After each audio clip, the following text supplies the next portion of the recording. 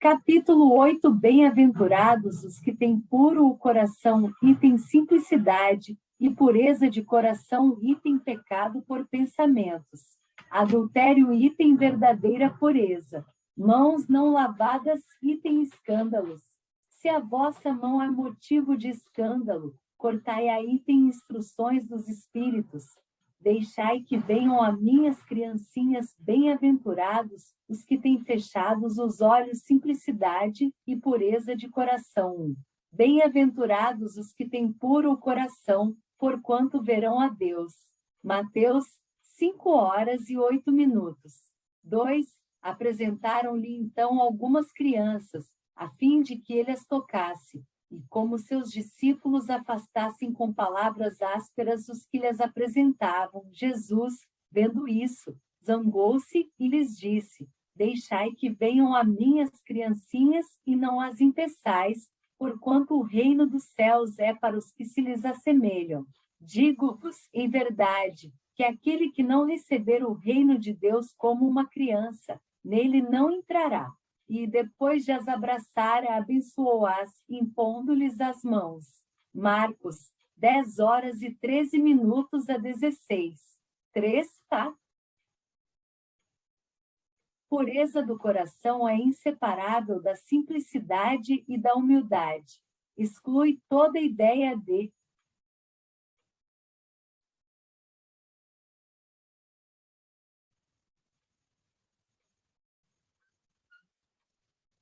egoísmo e de orgulho.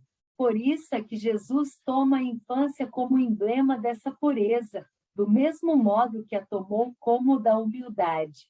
Poderia parecer menos justa essa comparação, considerando-se que o espírito da criança pode ser muito antigo e que traz, renascendo para a vida corporal, as imperfeições de que se não tenha despojado em suas precedentes existências.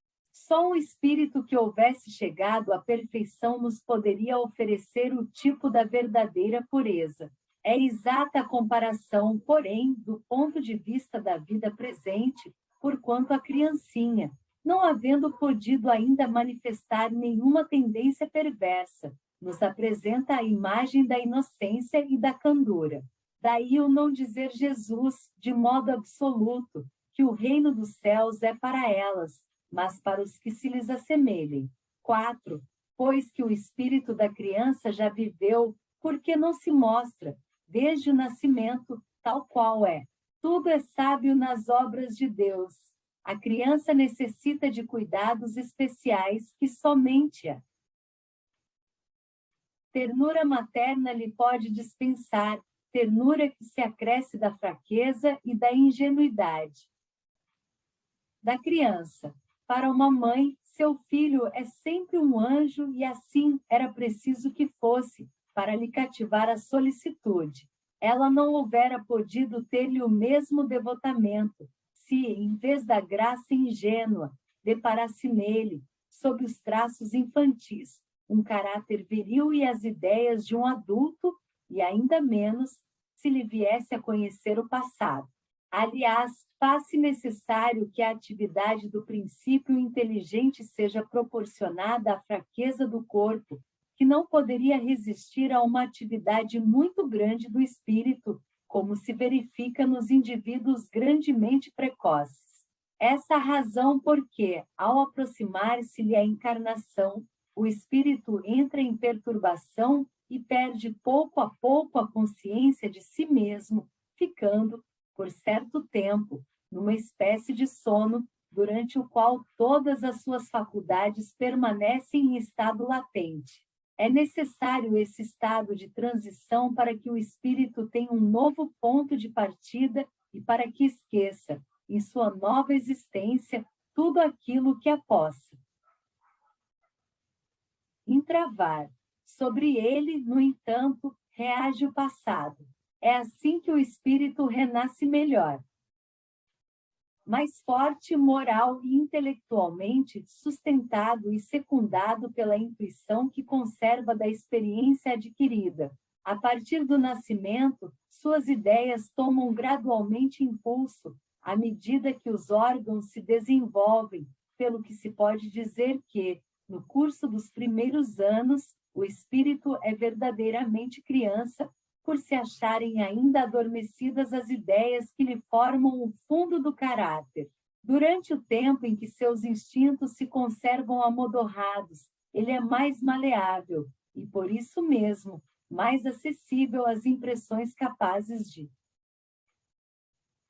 lhe modificarem a natureza e de fazê-lo progredir, o que torna mais fácil a tarefa que incumbe aos pais. O espírito, pois, enverga temporariamente a túnica da inocência e, assim, Jesus está com a verdade, quando, sem embargo da anterioridade da alma, toma a criança por símbolo da pureza e da simplicidade. Pecado por pensamentos. Adultério 5. Aprendestes que foi dito aos antigos, não cometereis adultério. Eu, porém, vos digo que aquele que houver olhado uma mulher com mau desejo para com ela, já em seu coração cometeu adultério com ela. Mateus 5h27min e 28. 6. A palavra adultério não deve absolutamente ser entendida aqui no sentido exclusivo da acepção que lhe é própria, porém, num sentido mais geral. Muitas vezes Jesus a empregou por extensão, para designar o mal, o pecado, todo e qualquer pensamento mau, como, por exemplo, nesta passagem, porquanto se alguém se envergonhar de mim e das minhas palavras dentre esta raça adúltera e pecadora, o Filho do Homem também se envergonhará dele quando vier acompanhado dos santos anjos na glória de seu Pai. Marcos 8h38. A verdadeira pureza não está somente nos atos, está também no pensamento, porquanto aquele que tem puro o coração nem sequer pensa no mal. Foi o que Jesus quis dizer. Ele condena o pecado, mesmo em pensamento, porque é sinal de impureza. 17. Esse princípio suscita naturalmente a seguinte questão: sofrem-se as consequências de um pensamento mau, embora nenhum efeito produza. Cumpre-se faça aqui uma importante distinção. À medida que avança na vida espiritual, a alma que enveredou pelo mau caminho se esclarece e despoja pouco a pouco de suas imperfeições, conforme a maior ou menor boa vontade que demonstre, em virtude do seu livre-arbítrio.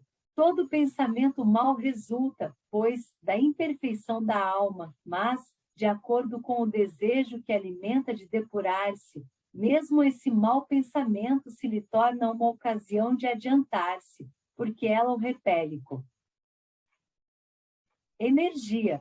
É indício de esforço por apagar uma mancha. Não cederá se apresentar 10. NE. Ver nota explicativa T371. Oportunidade de satisfazer a um mau desejo.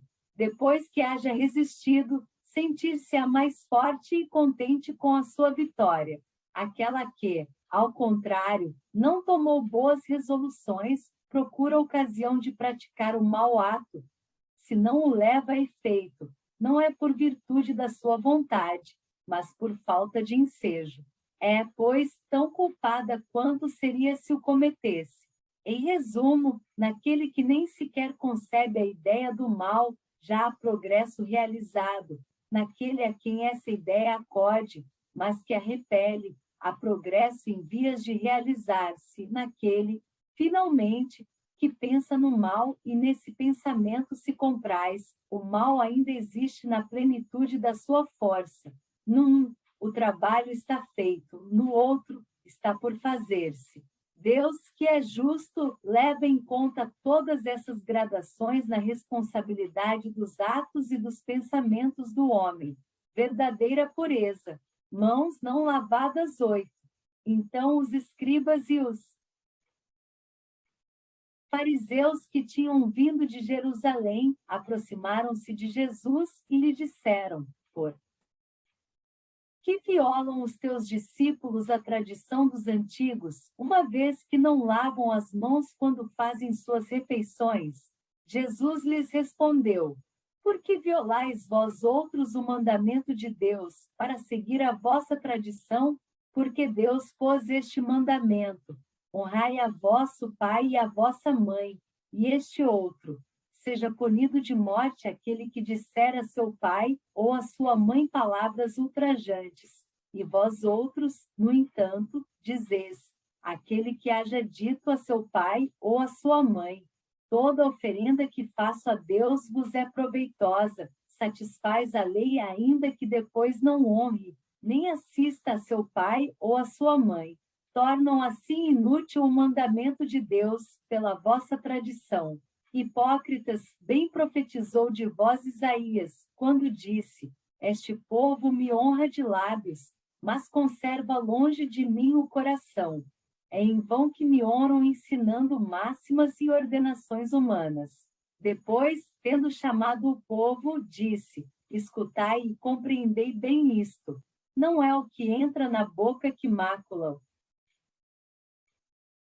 Homem, o que sai da boca do homem é que o mácula. O que sai da boca procede do coração e é o que torna impuro o homem, porquanto do coração é que partem os maus pensamentos, os assassínios, os adultérios, as fornicações, os latrocínios, os falsos testemunhos, as blasfêmias e as maledicências. Essas são as coisas que tornam impuro o homem. O comer sem haver lavado as mãos não é o que o torna impuro. Então, aproximando-se dele, disseram-lhe seus discípulos: sabeis que, ouvindo o que acabais de dizer, os fariseus se escandalizaram. Ele, porém, respondeu: arrancada será toda a planta que meu Pai Celestial não plantou. Deixai-os, são cegos que conduzem cegos. Se um cego conduz outro, caem ambos no fosso. Mateus 15h01 9. Enquanto ele falava, um fariseu lhe pedia que fosse jantar em sua companhia. Jesus foi e sentou-se à mesa. O fariseu entrou então a dizer consigo mesmo: por que não lavou ele as mãos antes de jantar? Disse-lhe, porém, o Senhor: vós, outros fariseus, pondes grande cuidado em limpar o exterior do copo e do prato, entretanto, o interior dos vossos corações está cheio de rapinas e de iniquidades. Insensatos que sois! Aquele que fez o exterior não é o que faz também o interior? Lucas 11h37 a 40. 10. Os judeus haviam desprezado os verdadeiros mandamentos de Deus para se aferrarem à prática dos regulamentos que os homens tinham estatuído e da rígida observância desses regulamentos faziam casos de consciência. A substância, muito simples, acabará por desaparecer debaixo da complicação da forma, como fosse muito mais fácil praticar atos exteriores do que se reformar moralmente, lavar as mãos do que expurgar o coração. Iludiram-se a si próprios os homens, tendo-se como quites para com Deus, por se conformarem com aquelas práticas, conservando-se tais quais eram, visto se lhes ter ensinado que Deus não exigia mais do que isso. Daí o haver dito o profeta: é em vão que este povo me honra de lábios, ensinando máximas e ordenações humanas. Verificou-se-o mesmo com a doutrina moral do Cristo, que acabou por ser atirada para segundo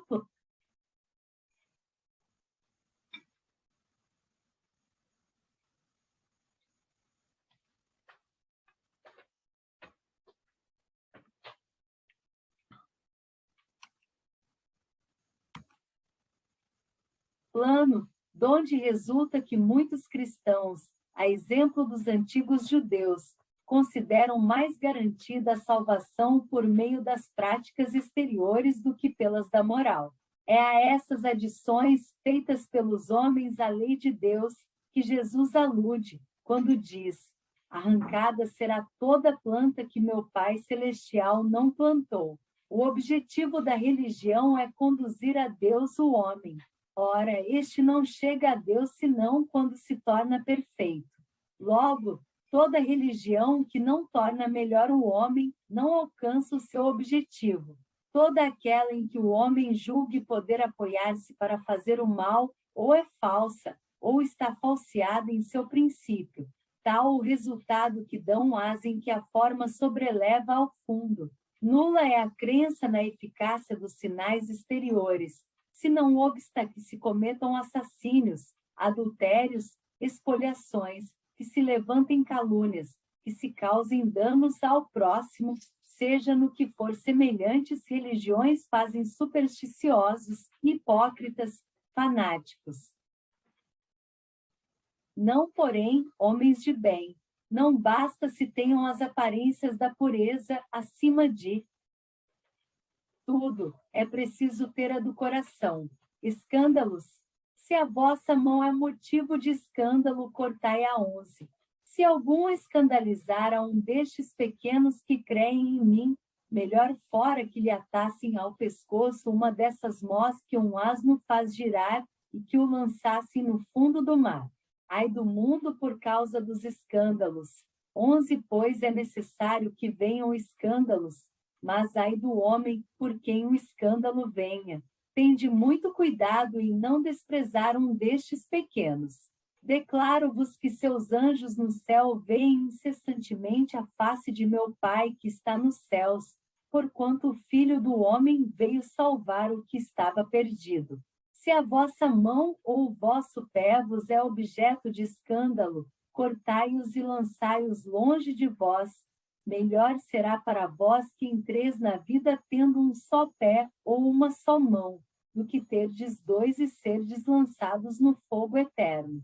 Se o vosso olho vos é objeto de escândalo, arrancai-o e lançai-o longe de vós. Melhor para vós será que entreis na vida, tendo um só olho, do que terdes dois e serdes precipitados no fogo do inferno. Mateus 5, 29 e 30, 18h06 a 11. 12 no sentido vulgar. Escândalo se diz de toda ação que de modo ostensivo vá de encontro à moral ou ao decoro. O escândalo não está na ação em si mesma, mas na repercussão que possa ter. A palavra escândalo implica sempre a ideia de um certo arruído. Muitas pessoas se contentam com evitar o escândalo, porque este lhes faria sofrer o orgulho, lhes acarretaria perda 11 NE. Nas traduções mais recentes e mais fiéis da Bíblia, a palavra escândalo está expressa por tropeço. Na tradução em Esperanto Falilo, querendo significar que Jesus se referia a tudo que leva o homem à queda. O mau exemplo, princípios falsos, abuso do poder, etc., de consideração da parte dos homens, desde que as suas torpezas fiquem ignoradas, é quanto basta para que se lhes conserve em repouso a consciência. São, no dizer de Jesus, sepulcros branqueados por fora, mas cheios por dentro de podridão, vasos limpos no exteriores sujos no interior. No sentido evangélico, a acepção da palavra escândalo tão a miúde empregada é muito mais geral, pelo que, em certos casos, não se lhe apreende o significado. Já não é somente o que afeta a consciência de outrem, é tudo o que resulta dos vícios e das imperfeições humanas, toda reação má de um indivíduo para outro, com ou sem repercussão. O escândalo, neste caso, é o resultado efetivo do mal moral. 13. É preciso que haja escândalo no mundo, disse Jesus, porque, imperfeitos como são na terra, os homens se mostram propensos a praticar o mal, e porque árvores más só maus frutos dão. Deve-se, pois, entender por essas palavras que o mal é uma consequência da imperfeição dos homens, e não que haja, para estes, a obrigação de praticá-lo. 14. É necessário que o escândalo venha, porque, estando em expiação na terra, os homens se punem a si mesmos pelo contato de seus vícios, cujas primeiras vítimas são eles próprios e cujos inconvenientes acabam por compreender, quando estiverem cansados de sofrer. Devido ao mal, procurarão remédio no bem. A reação desses vícios serve, pois, ao mesmo tempo de castigo para uns e de provas para outros. É assim que do mal tira Deus o bem e que os próprios homens utilizam as coisas más ou as escórias. 15. Sendo assim, dirão, o mal é necessário e durará sempre, porquanto, se desaparecesse, Deus se veria privado de um poderoso meio de corrigir os culpados. Logo, é inútil cuidar de melhorar os homens. Deixando, porém, de haver culpados, também desnecessários se tornariam quaisquer castigos. Suponhamos que a humanidade se transforme e passe a ser constituída de homens de bem. Nenhum pensará em fazer mal ao seu próximo e todos serão ditosos por serem bons. Tal a condição dos mundos elevados, donde já o mal foi banido, tal virá a ser a da terra, quando houver progredido bastante. No entanto, ao mesmo tempo que alguns mundos se adiantam, outros se formam, povoados de espíritos primitivos e que, além disso, servem de habitação, de exílio e de estância expiatória a espíritos imperfeitos, rebeldes, obstinados no mal, expulsos de mundos que se tornaram felizes. 16. Mas ai daquele por quem venha o escândalo. Quer dizer que o mal, sendo sempre o mal, aquele que a seu mau grado servir de instrumento à justiça divina, aquele cujos maus instintos foram utilizados, nem por isso deixou de praticar o mal e de merecer punição. Assim é, por exemplo, que um filho ingrato é uma punição ou uma prova para o pai que sofre com isso, porque esse pai talvez tenha sido também um mau filho que fez sofrer seu pai. Passa ele pela pena de talião, mas essa circunstância não pode servir de escusa ao filho que, a seu turno, terá de ser castigado em seus próprios filhos ou de outra maneira. 17. Se vossa mão é causa de escândalo, cortai-a.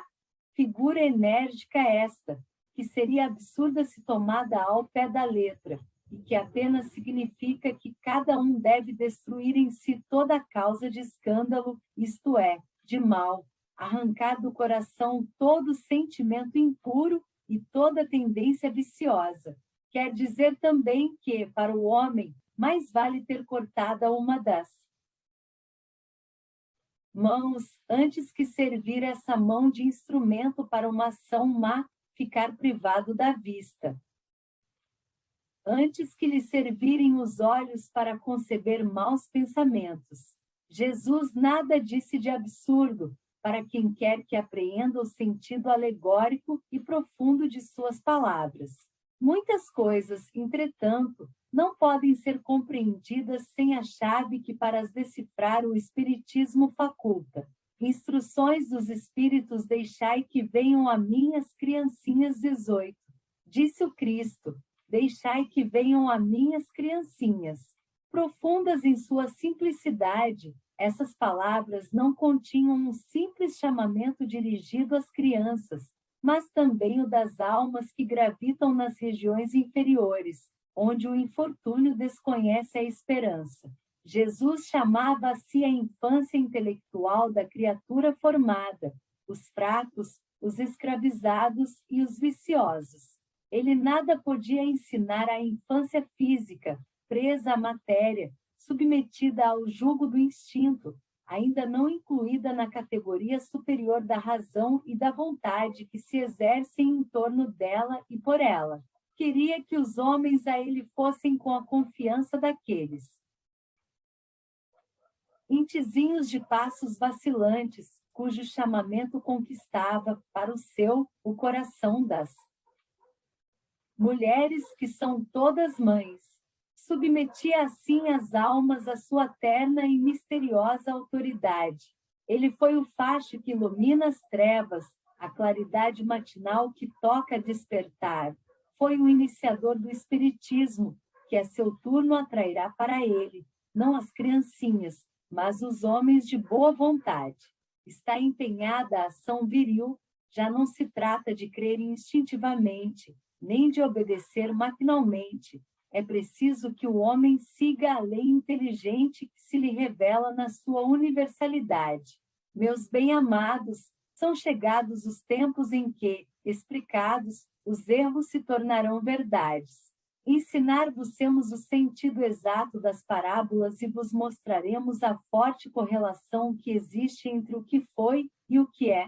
Digo-vos, em verdade, a manifestação espírita avulta no horizonte e aqui está o seu enviado, que vai resplandecer como o sol no cume dos montes.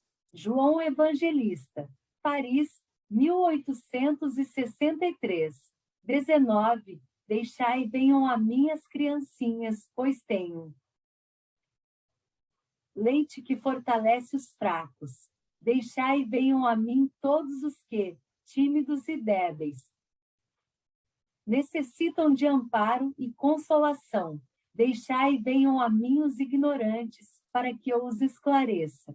Deixai venham a mim todos os que sofrem, a multidão dos aflitos e dos infortunados.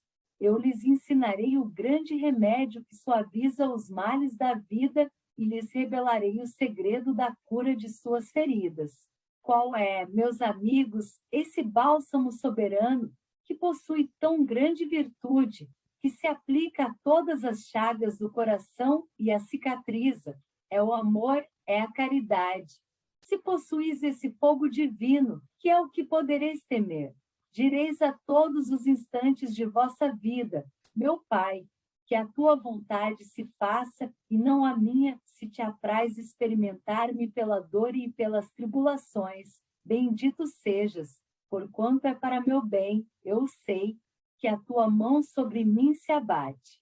Se é do teu agrado, Senhor, ter piedade da tua criatura fraca, dar-lhe ao coração as alegrias sãs, bendito sejas ainda. Mas faze que o amor divino não lhe fique amodorrado na alma, que incessantemente faça subir aos teus pés o testemunho do seu reconhecimento. Se tendes amor, possuís tudo o que hade desejável na terra, possuís preciosíssima pérola, que nem os acontecimentos, nem as maldades dos que vos odeiem e persigam poderão arrebatar. Se tendes amor, tereis colocado o vosso tesouro lá onde os vermes e a ferrugem não o podem atacar, e vereis apagar-se da vossa alma tudo que seja capaz de lhe conspurcar a pureza. Sentireis diminuir dia a dia o peso da matéria, e qual pássaro que adeja nos ares e já não se lembra da terra. Subireis continuamente, subireis sempre, até que vossa alma, inebriada, se farte do seu elemento de vida no seio do Senhor. Um espírito protetor. Bordeaux, 1861. Bem-aventurados os que têm fechados os olhos 12 e 20. Meus bons amigos, para que me chamastes? Terá sido para que eu imponha as mãos sobre a pobre sofredora que está aqui e aqui? Que sofrimento, bom Deus!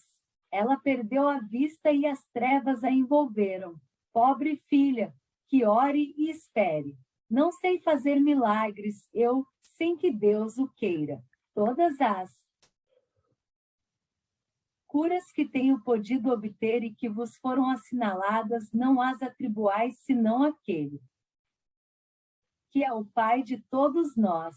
Nas vossas aflições, volveis sempre para o céu o olhar e dizei do fundo do coração: meu Pai, cura-me, mas faze que minha alma enferma se cure antes que o meu corpo, que a minha carne seja castigada, se necessário, para que minha alma se eleve ao teu seio com a brancura que possuía quando a criaste.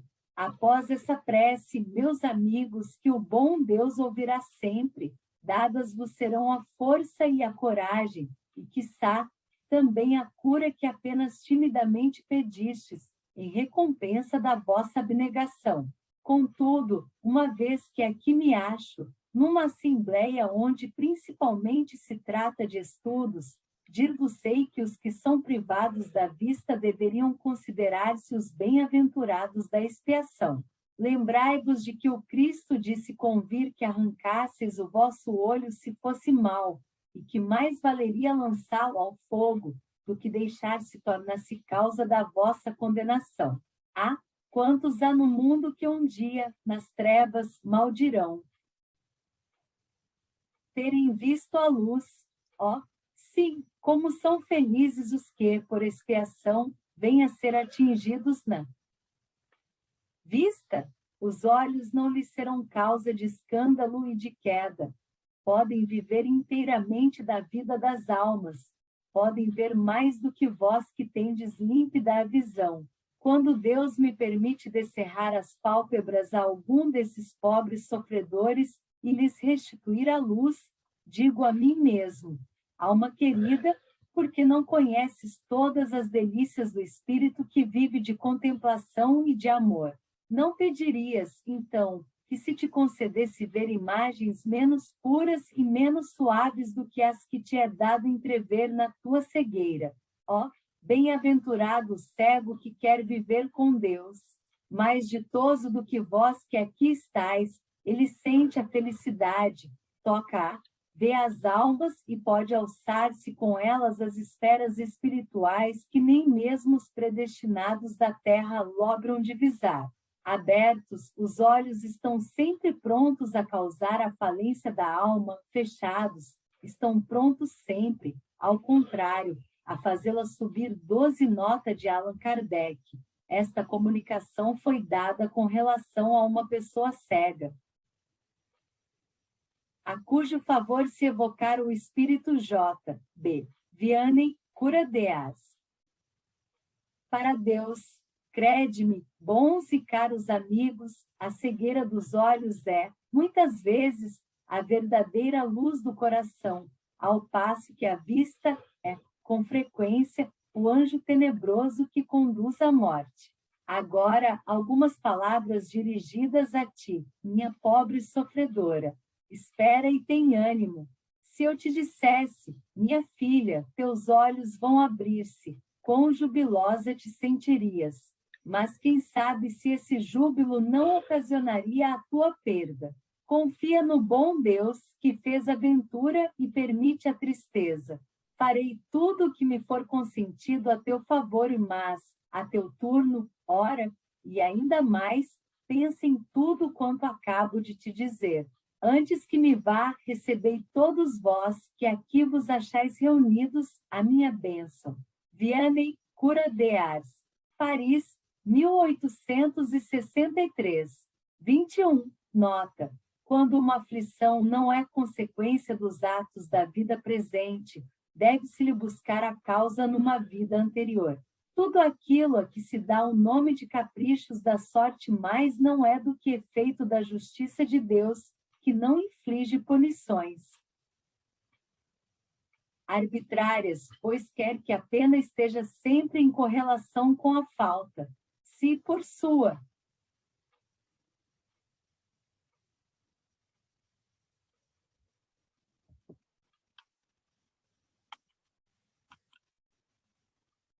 bondade lançou um véu sobre os nossos atos passados, por outro lado nos aponta o caminho, dizendo: quem matou a espada, pela espada perecerá. Palavras que se podem traduzir assim: a criatura é sempre punida por aquilo em que pecou. Se, portanto, alguém sofre o tormento da perda da vista, é que esta lhe foi causa de queda. Talvez tenha sido também causa de que outro perdesse a vista, de que alguém haja perdido a vista em consequência do excesso de trabalho que aquele lhe impôs, ou de maus tratos, de falta de cuidados, etc. Nesse caso, passa ele pela pena de talião. É possível que ele próprio, tomado de arrependimento, haja escolhido essa expiação, aplicando a si estas palavras de Jesus: Se o teu olho for motivo de escândalo, arranca-o.